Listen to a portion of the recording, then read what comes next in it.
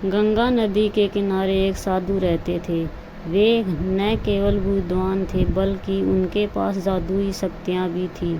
एक दिन वे ध्यान में मगन थे, तभी बाज की चोंच से एक चूया छूटकर उनके हाथों में आ गिरी। उसकी छोटी सी पूंछ व काली चमकीली आंखें थीं।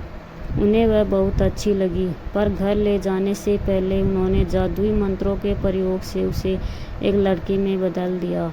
वे उस लड़की को घर ले जाकर पत्नी से बोले, तुम हमेशा से संतान चाहती थी न, तो लो, आज से यही हमारी पुत्री है। इसे पूरी देखभाल और स्नेह से पालो। साधु की पत्नी भी अपनी पुत्री को देख प्रसन्न हो उठी। वह उसे राजकुमारी की तरह पालने लगी। साल बीतते गए। नन्ही लड़की एक सुंदर युवती बन गई। जब वह 18 वर्ष की हुई तो साधु व उसकी पत्नी उसके लिए वर तलाशने लगे। साधु ने कहा, मेरी बिटिया का विवाह ऐसे व्यक्ति से होना चाहिए जो सबसे बड़ा हो। मेरे हिसाब से सूर्य ठीक रहेगा। पत्नी ने भी हामी भरी। उन्होंने जादुई मंत्रों के प्रयोग से सूर्य को नीचे बुलाया। उन्होंने उससे अपनी पुत्री से विवाह करने को कहा, पर पुत्री ने पहले ही न कर दी। वह बोली, पिताजी, यह तो बहुत गर्म है। मैं उससे विवाह करूंगी जो इससे भी बेहतर हो। साधु निराश हो गए। उन्होंने सूर्य से कहा कि वे ही कोई वर सुझाए। सूर्य ने कहा, बादलों को देवता से बड़ा कौन होगा? उनमें तो मेरी किरणों को भी रोकने की शक्ति है। साधु ने बादलों को नीचे बुलाया। वह अपनी पुत्री से विवाह करने को कहा। इस बार फिर पुत्री ने मना कर दिया। वह बोली, ये तो कितना बदसूरत है, मैं इससे विवाह नहीं कर सकती।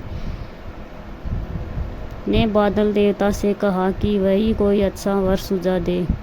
वे बोले, पवन देवता ठीक रहेंगे, वे तो मुझे भी अपने फूंक से उड़ा देते हैं। साधु ने पवन देवता को बुलाकर अपनी पत्री से विवाह करने को कहा। पुत्री ने फिर इनकार कर दिया।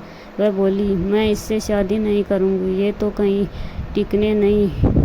टिकते नहीं, हमेशा यहाँ वहाँ भागते रहते हैं। साधु ने पवन देव से पूछा, क्या मेरी पुत्री के लिए ऐसा वर हो सकता है जो आपसे भी बेहतर हो? पवन देव ने कहा कि पर्वत देव मजबूत और ऊंचे हैं, वे मेरा भी रास्ता रोक देते हैं। साधु ने पर्वत देवता से कहा कि वह अपनी पुत्री से विवाह कर ले। पुत्री ने फिर मना कर दिया। वह बोली, ये तो बहुत लंबे, सख्त व कठोर हैं, मैं इनसे विवाह नहीं कर सकती, इनसे भी कोई बेहतर चाहिए। पर्वत देवता ने चूहे का नाम सुझाया। वे बोले, माना कि मैं काफ़ी सख्त, मजबूत व ऊंचा हूँ, पर चूहे मुझसे भी आसानी से बिल बना सकते हैं। साधु ने चूहे को बुलाया। उसे देखते ही उसकी पुत्री खुशी से उछल पड़ी। हाँ पिताजी, यही तो है वह मैं जिससे शादी करना चाहती हूँ। साधु ने सोचा, इससे ही किस्मत कहते हैं। यह एक चूहिया थी और एक चूहे से ही विवाह करने इसका भाग्य में लिखा है। उन्होंने जादुई मंत्रों के प्रभाव से पुत्री को फिर से चूहा बना दिया। सुबह व चूहा विवाह करके खुशी खुशी रहने लगे। शिक्षा, कोई भी अपने मूल स्वभाव को नहीं बदल सकता।